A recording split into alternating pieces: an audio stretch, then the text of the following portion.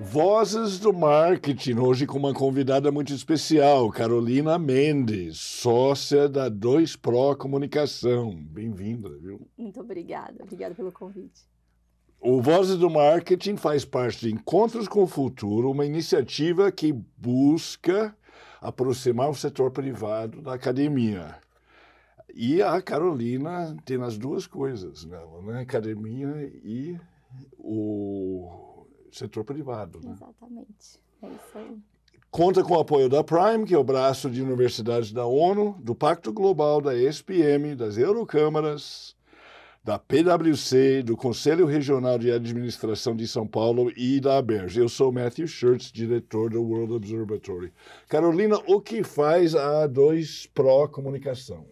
A 2Pro Comunicação é uma agência de comunicação corporativa. A gente tem 22 anos de mercado, Sim. né? E a gente atua em todas as frentes de comunicação corporativa que você conseguir imaginar. Então, a gente faz desde relações com as mídias, né? Então, assessoria de imprensa, influenciadores, né? Relacionamento com influenciadores. A gente faz a parte de marketing digital também. A gente tem uma área de vídeo e de podcasts. Então, todo o escopo de comunicação corporativa e de gestão de reputação a gente faz. Oh, que legal. E onde fica? Fica em Pinheiros. Fica em Pinheiros, um bairro de São Paulo. Isso, exatamente. Onde em Pinheiros? Eu fico em Pinheiros. Na Deputado Lacerda Franco também. Ótimo. Você mora e trabalha no mesmo bairro, pertinho? Pertinho, perto. Que legal. Ai, que legal. E como começou a agência e o que você faz lá? A agência foi fundada pela Miriam Vallone, né? Então, a agência foi fundada por ela, depois ela teve uma carreira bem extensa em comunicação, passou por muitas agências, né? E aí ela montou a agência dela. Eu entrei na 2Pro, a 2Pro tinha cheiro de tinta quando eu entrei lá. Eu lembro, eu acho que tinha 5 anos de agência, enfim, uma agência bem jovem, assim, não lembro exatamente quanto tempo tinha, e eu me tornei sócia em 2018. Tá. Hoje eu sou uma das sócias, né? Então eu cuido, enfim, de uma área mais de cliente segmento B2B. Tem várias indústrias, eu tenho uma carteira de mais ou menos 25 clientes, tá? Então, que loucura, que legal, parabéns. Então, não vou, assim, mas são todos B2B, né? Então a gente cuida bastante, eu tô bastante à frente dessa área, mas hoje nós somos em 4 sócios. Então somos eu, a Miriam, né, que é a fundadora, a Juliana e o Nicolas. O Nicolas cuida mais da parte de vídeo, de podcast, etc. A Juliana também tem a carteira dela. E a Miriam faz a gestão geral aí da empresa, de tudo. Sensacional.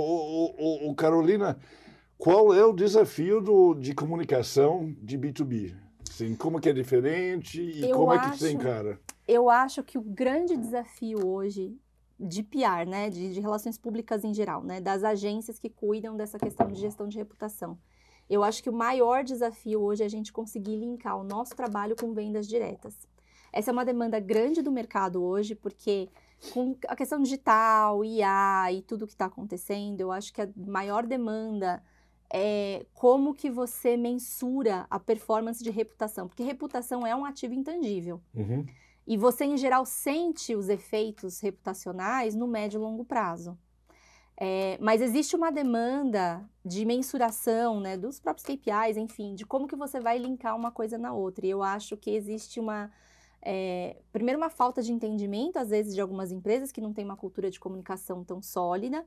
Mas também existe um desafio nosso das agências de conseguir dizer para os clientes onde que isso impacta em venda.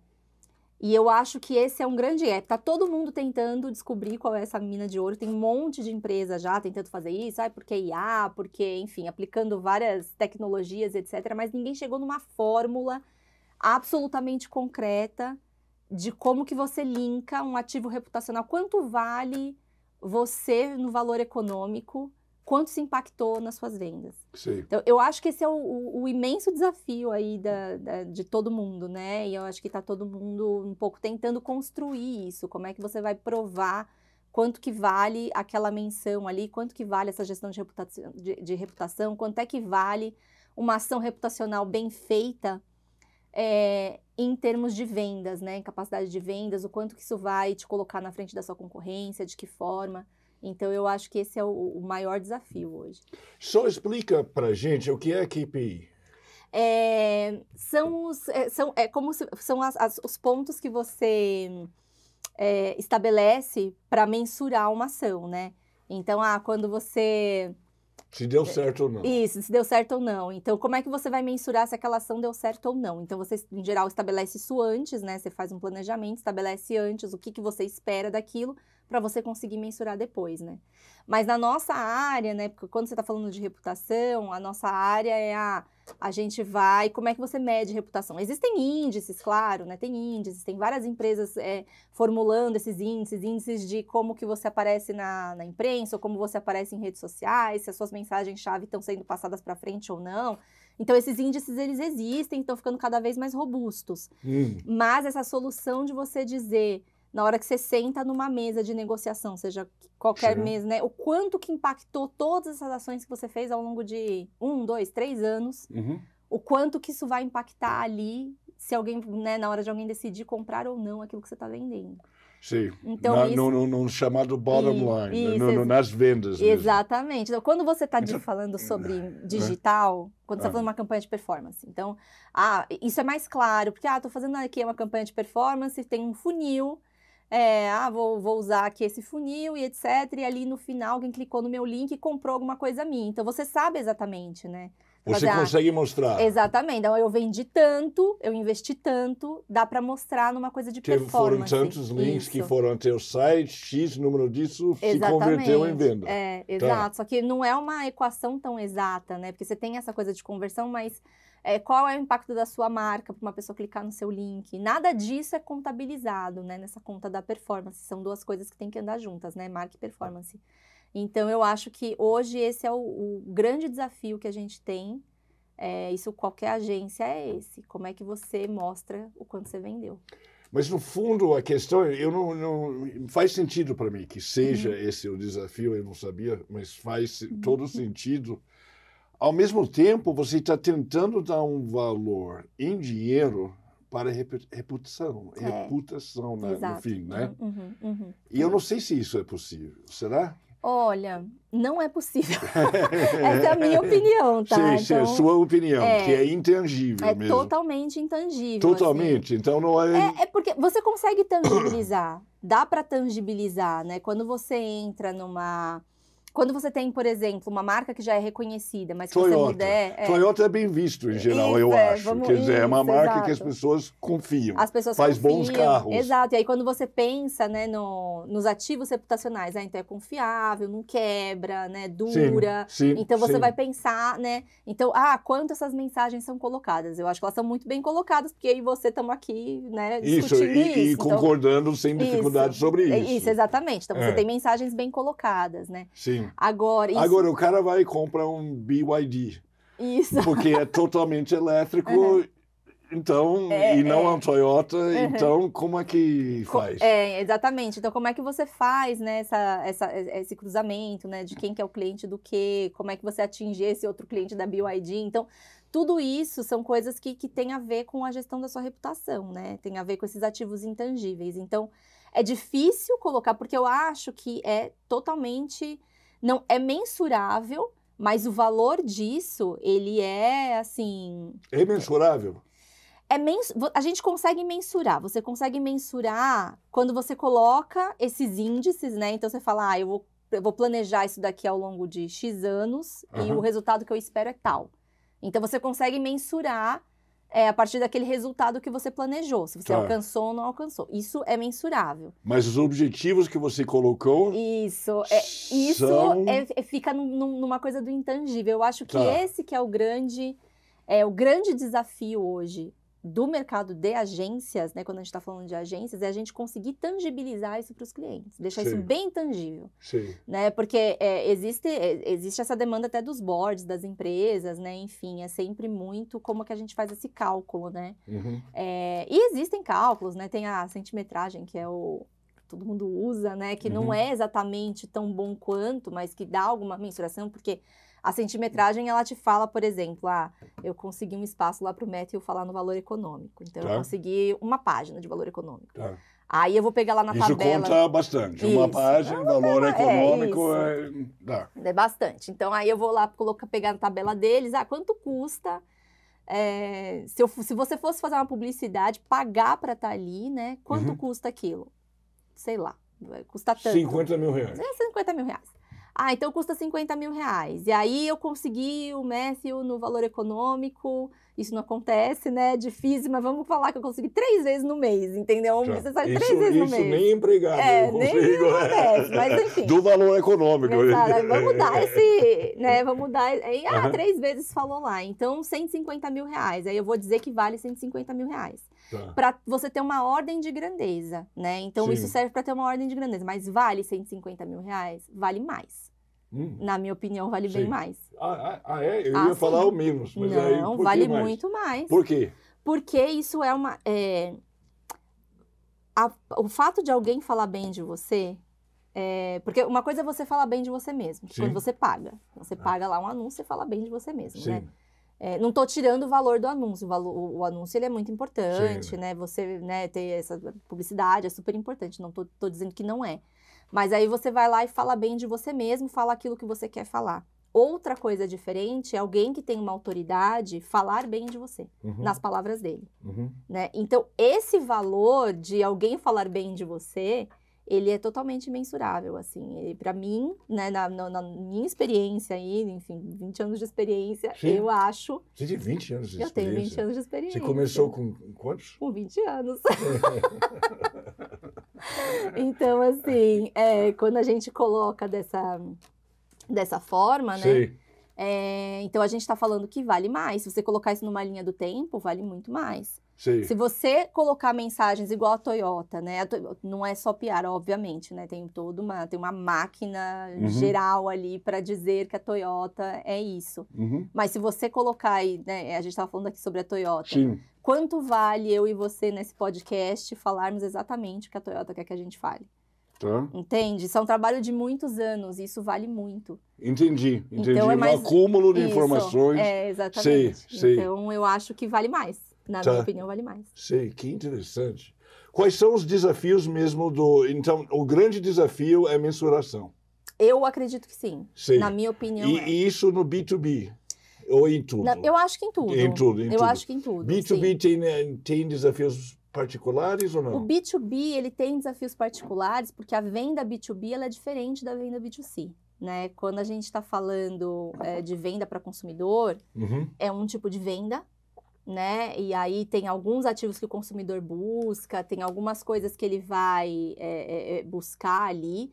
Quando a gente está falando de uma venda B2B, a gente está falando de um outro tipo de venda, porque a gente está falando de uma venda muito mais cara, né, em termos de... Demorada, cara. Ela é mais demorada, ela é mais cara, o processo, né, exige, às vezes meses, às vezes coisa de anos, né, dependendo do que você vai fazer. Os contratos são mais hercúleos, assim, né, porque aí você tem contratos de muitos anos, multas mais pesadas, né, então... Sim.